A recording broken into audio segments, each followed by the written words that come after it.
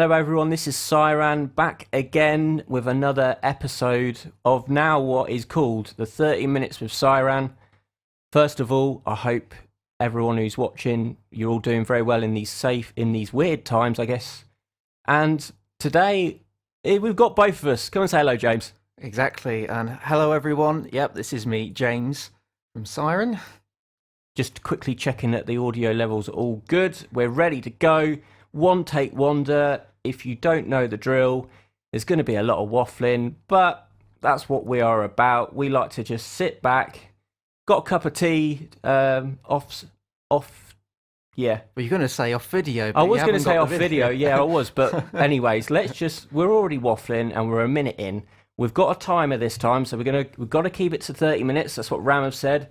You can't have it being called 30 minutes with SyRan and the video is 37 minutes long or whatever. So this is episode 2.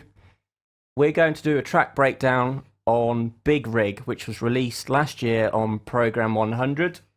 Track we originally wrote back in 2018. So what we're going to do is we're just going to go through all the different parts.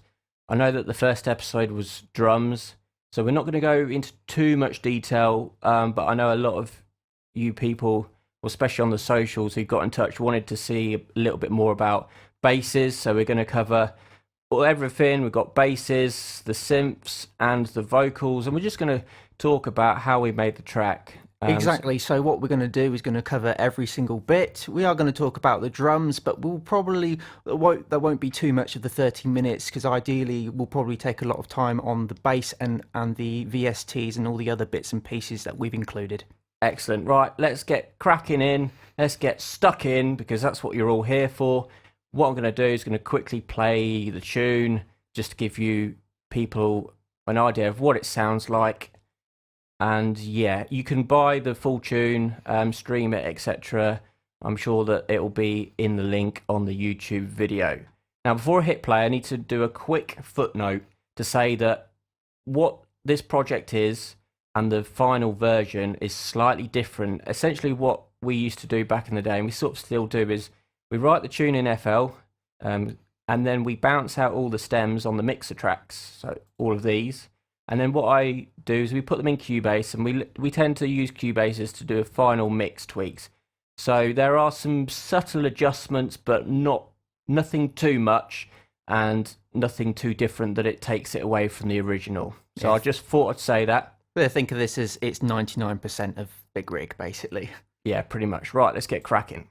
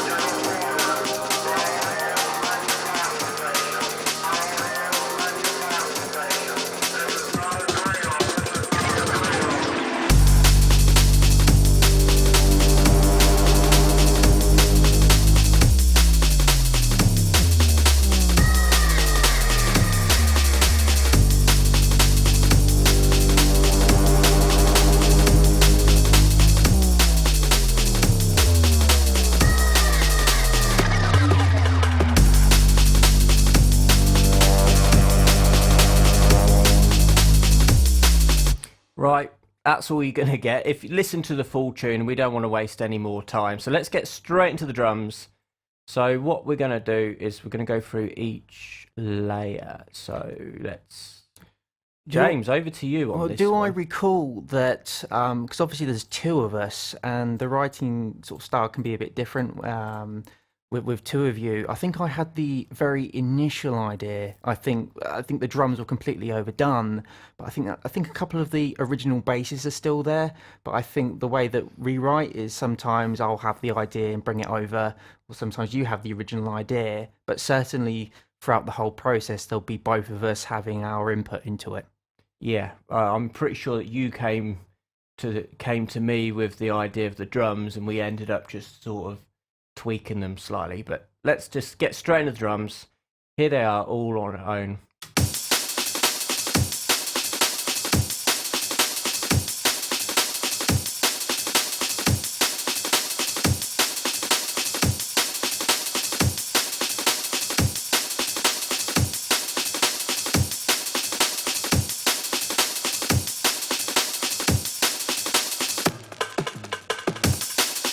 So they're the drums, they're all the layers, I guess. So let's get straight in. So layer 1, I'm just going to quickly, yeah. Normally when we write, we actually record on, we write music on 2 screens. So I'm just having to deal with a small, there we go. Just wanted to get everything up. So first layer, first layer, let's go.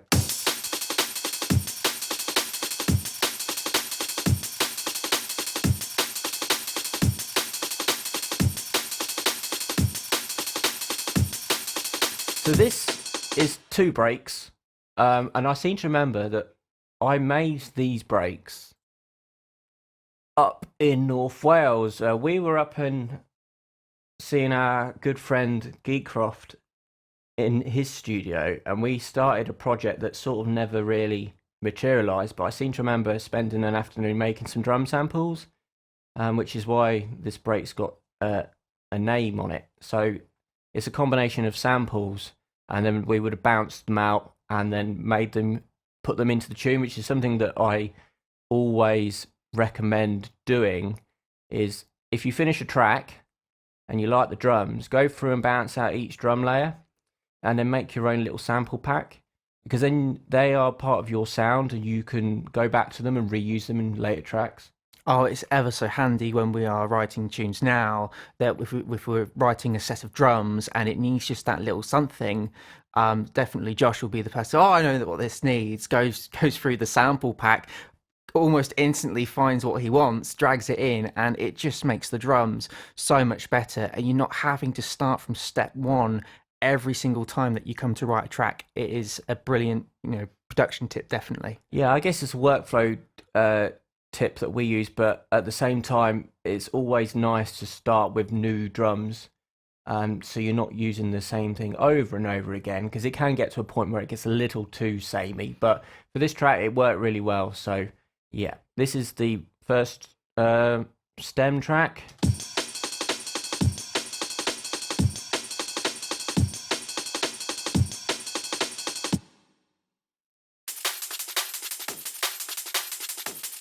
So again, not a lot going on, as we covered in the first sort of video. We don't tend to do much processing. We chop the drums into MIDI, and yeah, basically on this we like the kick drum, so we've just boosted the kick drum and taken off a bit of tops and a dash of reverb just to give it some depth. This sort of shaker break, again, I think we've also slightly widened it on the mixer channel as well, just to sort of give it a bit more stereo width. Yeah, definitely. That's what these dials are for. So if it's to the left, then you're opening it out. If it's to the right, like on the kick top channel, then it's collapsed into mono. So yeah, just some high-end boost to bring out some of those shakers. Yeah, so that's that layer. Second layer. When I make sure to put everything on. Oh, a cracking second there. So, James, this is one of your little... I seem to remember you put this one in, didn't you? Yeah, I really love this loop. Usually at some point I always think, "Cool, what does this loop sound like in the drums?" Not every time it works, but in this case it does. Certainly pitched up a bit. And basically just rolled out all the lows and say half the mids as well. It's just getting that nice splashiness on the highs. Yeah, definitely, it's a really good layer. I actually do like that, and I think that's come off a sample CD somewhere. I'm sure I don't know exactly, but it'll be one of our sample CDs that we've got in our collection where that's come from. So, layer number 3.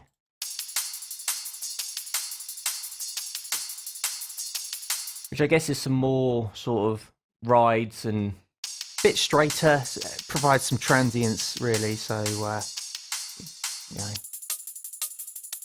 yeah, and some added shakers going on. And again, not much going on. Some just taking out all the low end. Nothing wow, but say it all sits Bit of together reverb. and it works. Yeah, exactly. And that's what is. I don't want to go cover old ground, but when we did this, it's just lots of little layers all adding up together.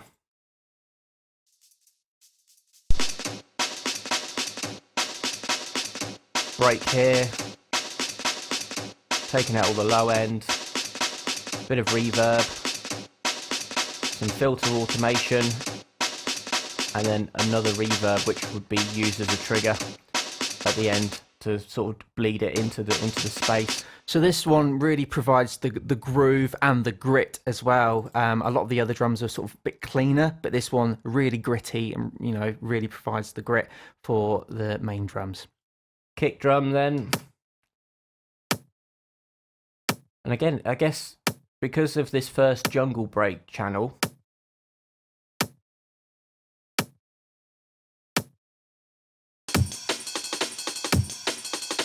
that jungle break's given all the low end weight, so this kick is more of a I guess a top mids and tops, so it's more adding the snap, the transient to the break.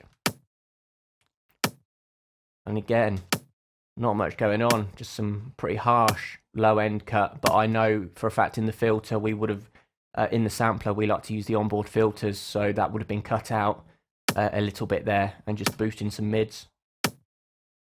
And yeah, and then after that, peak controller, which we're using to sidechain other sounds.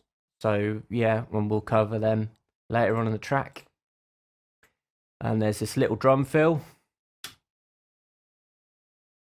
I can open it up. It's called Drum Effects. Little tape stop thing and a delay, and I guess stuff like that is good filler between the phrases. Yep, exactly that. Cool, nothing much to say. Tape stop, we really love that plugin. Some EQ, taking out all the low end, reverb and delay, all basic stuff. And yeah. That's the drums pretty much, isn't it, James? Yeah, exactly. Nothing much going on. Let's move on. Yeah, let's move on to basses, which a lot of you are here to... this is what you're really here for. You want to hear how the basses sound. So straight away, let's just play the basses on their own.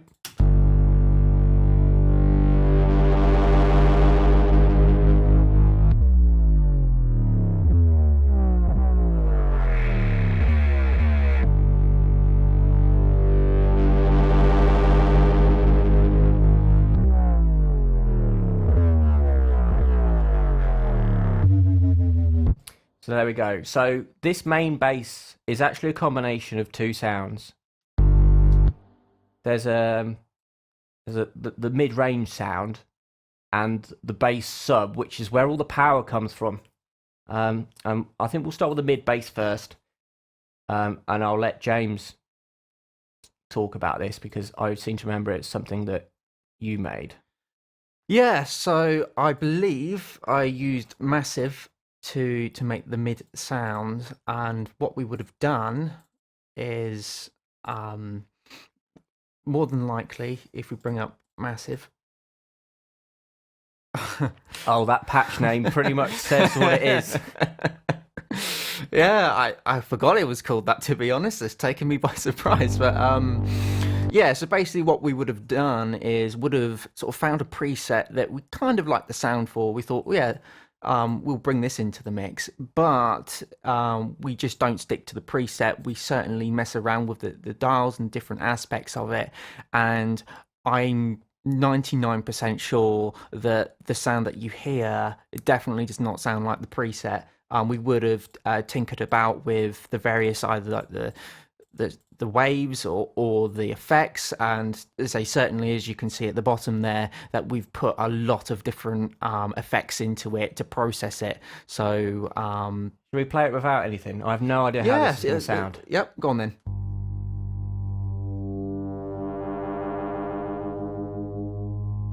So you can certainly obviously hear it, but it's nothing like the power or the weight then if you then have all the different effects. Yeah. So to start with, we thought, yeah, bit of highs, bit of mids as well, a little bit roll off of the lows, because we've got then the other sound really providing the low sounds there, or the sub bass. This one's It's a I lot don't really use much.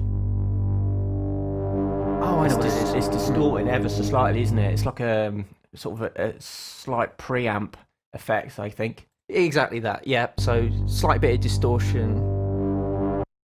And then there'll be some more EQ. Well, It's just taking out resonating frequencies there. Yep. Yep. And then into the, I guess, the plugin that we use so much.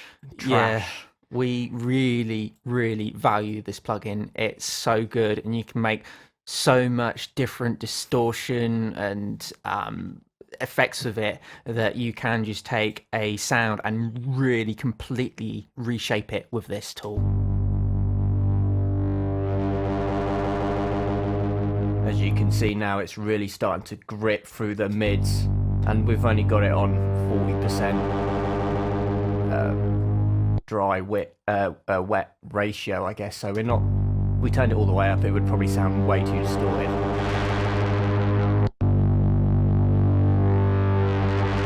Yeah, it's a little bit too in your face. Yeah. So we've sort of dialed it down a bit, but as you can hear, it's just almost like another amp per se. It's just really just making it a bit grittier, distorted, giving it a big grunt. Yeah. And actually, we like using the multiband on the trash, but one thing that we like to use is the reverbs.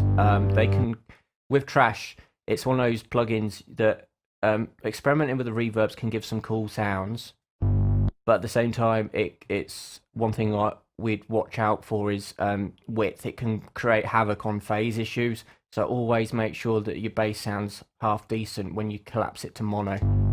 Yeah, and in this case, we have given it a small bit of stereo width, but as you can see from the mix style there, it's very low in the mix. Yeah. So we've only just given it a little bit of stereo, because as Josh said, when you collapse it to mono, you don't want it to sound like rubbish. Again, more EQ, taking out some of the low end, because we want to leave room for the sub. Some reverb, I guess, just to give it some space, just to push it back and some depth. It's a common technique that we do. Just a little bit of reverb on basses can really just give them that three-dimensional feel. Yeah, so in the case of this bass, or this sort of high bass, is that the original sound that we had on Massive, we really like that idea, and we really haven't done as much as we've got 7 different effects channels going on, is that they're all just doing little things and giving it the grunt, but not completely changing the sound. And then again, more EQ, just a little bit. That's how we work. It's just a little bit throughout the whole signal chain instead of big cuts. It's more of a natural way of doing things. I think sometimes if you're doing big cuts, you really notice it with EQ or big boosts. So in this case, we're just doing little bits in stages. We'll probably cut to one of the basses later, and there'll be a big notch somewhere. Yeah, probably. And then the final thing in the chain, which we like to use, is Isotopes Ozone. And again, we like to use it for the multiband stereo imaging, which here we're taking out all the side information on the low end, and we're actually really cranking up the width, because this sound is quite mono anyway. As it opens up, we like the idea that it surrounds the listener, the stereo field, ever so slightly. So we've just cranked it up. Probably something that we wouldn't do as much now, but at the same time, if you look at the correlation meter, which is, without getting too technical, is your phase. If you're in phase, it's +1. If you're out of phase, it's -1. As you can see there, mono compatibility is good, and a bit of harmonic excitement, and then some gentle limiting, really, just to clip in, just to glue it in the mix. Yep, because we all love a little excitement from now and then. We do indeed. Now, bass sub.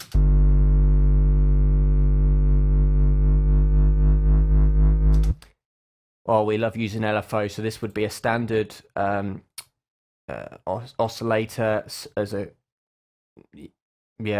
which is well, it's actually a triangle. We like to use triangle waves a lot because you've got that extra harmonics that cut through. But again, here we're using distortion trash. So if I play it without,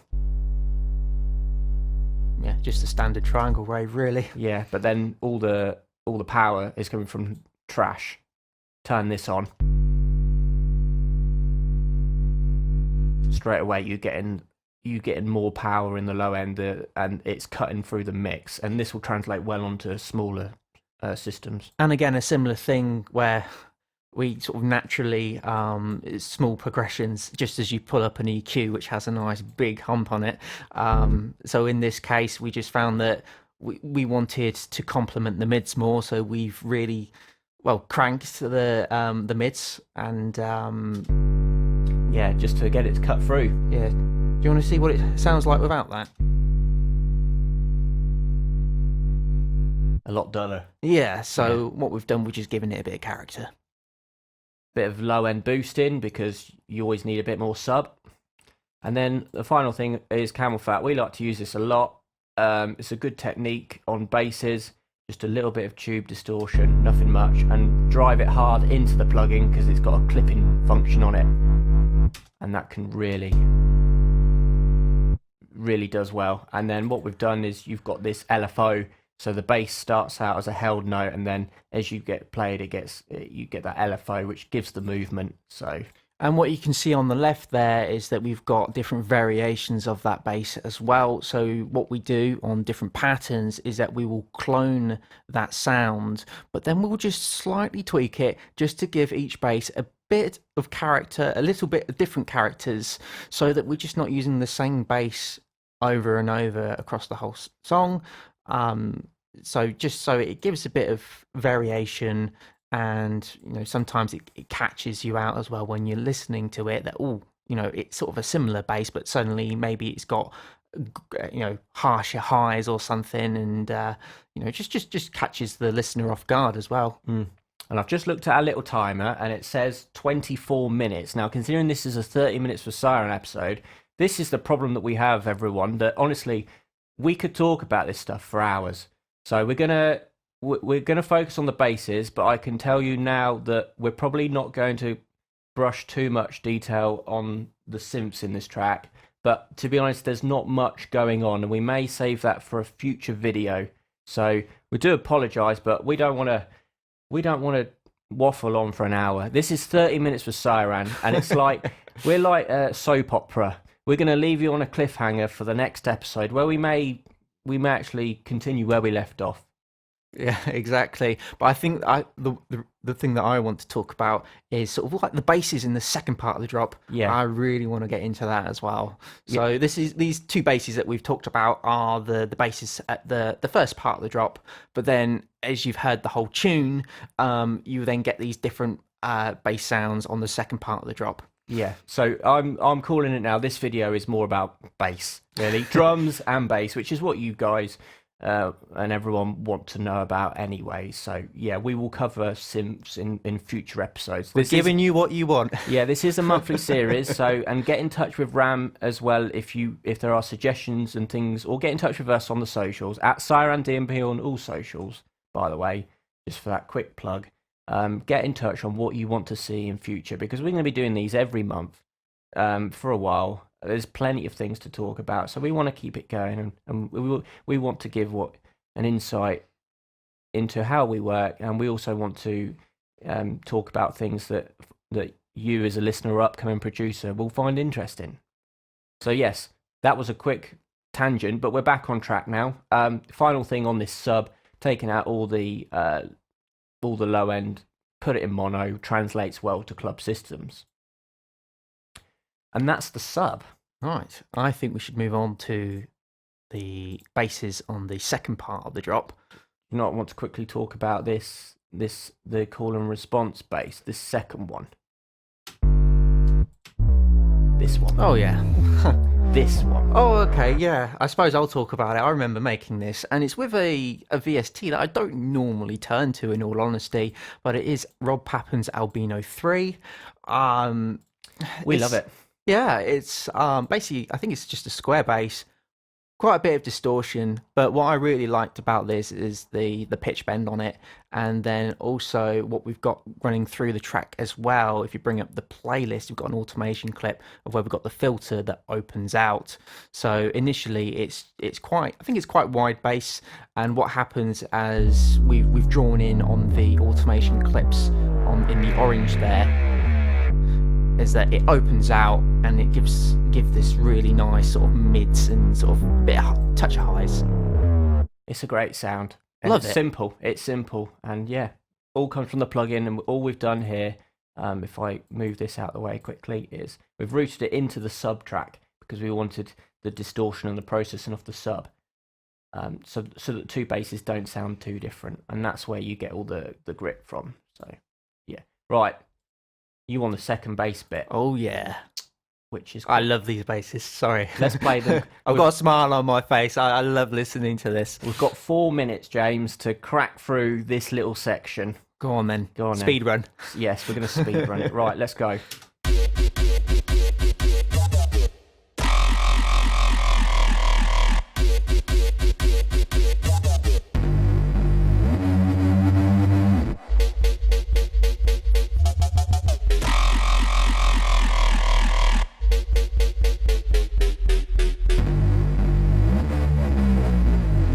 I know that we don't have a camera, but we were both nodding our heads as that was playing. Yeah, right, let's start then with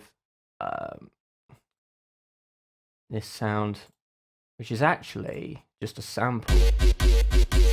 Yeah. So we've got a sample, and what I did was just use the start and end points and a crossfade. And essentially what I did is I triggered it so it sounded in time, but at the same time it's got that sort of offbeat grid vibe where it's got this sort of, it's not on grid. And I guess it gives some quite cool movement. And then what we've done on the piano MIDI is we've re-triggered it. So you're actually making a rhythmic sounding element to it. I think on that last one you've got the pitch bend on it as well. I don't think there you go. Yeah. So it pitches, so it's G, G, G, and then pitches down. And of course, with it being a sampler, sounds awful at the top, but if you time it right, you can make it sound pretty cool. Make it sound peach. Yeah. All right, processing wise, bit of EQ, taking out all the stereo information in the lows. Camel fat, which is again Slight bit of tube slight distortion. bit of tube, top tip there, just a little bit, that's all you need. And then more low end and some reverb. And But very much that is very akin to the sample. It's just, again, like just all the bases really, is that it sounds very similar to what it was at the start, and we've just done some natural EQing and distortion on the effects table. We haven't done anything silly. yeah, it's a good sample. We found a good sound when it worked and fitted, and we've processed it to fit in the track and how we wanted to. All right, next bass. And similar things with the other ones. Yeah, Again, I think that's some sort of dubstep sample, Yeah. but again, rooted to the same track. So yeah. yeah, but there's one that I really want to talk about. I think it's the Reese that climbs up at the end of the phase there. That one. Yes, which I is remember- a combination of. I remember you making this, and I was like, "Oh, it sounded good to start with." And then when he finished, I was like, "Oh yeah." So it's like, I think it's a Ray Keith off his sample pack, and what we've done is we've put some EQ and just distorted the hell out of it to give some noise, really. And again, don't even know. That's not even doing It's not anything. even doing anything. And then this one, which will be probably another sample again. Just providing the That's lows. providing the lows. And this one, which is a low sub. Fan bass. Okay, so this sample would have been made from me many years ago using a microphone and essentially sticking it on a fan grill of a desktop fan and just recording it. And what we've done is we've combined them all together. It's just having a thought. Did we use the is it toothbrush bass on this one? Yes, but I'm going to save that for a future video. Because There you go. I want to talk about field recordings in a future video. The Trash 2 is giving all the distortion. Let's take it off. See what I mean?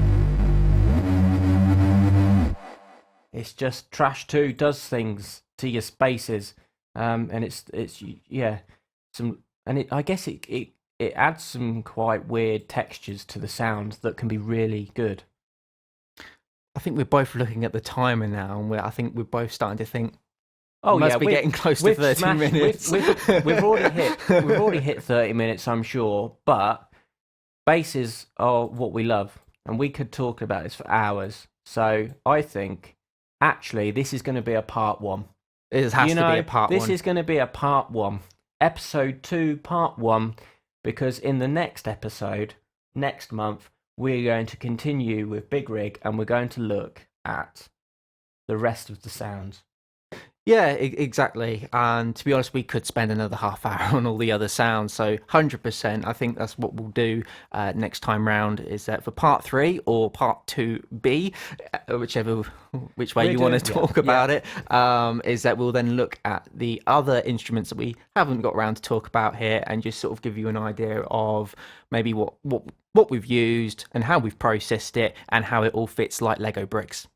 Oh, you love to get that saying in. So yes, thank you all for watching. We waffled on more than half an hour, but we will continue this next month with 30 minutes with SyRan on Ram Record YouTube channel.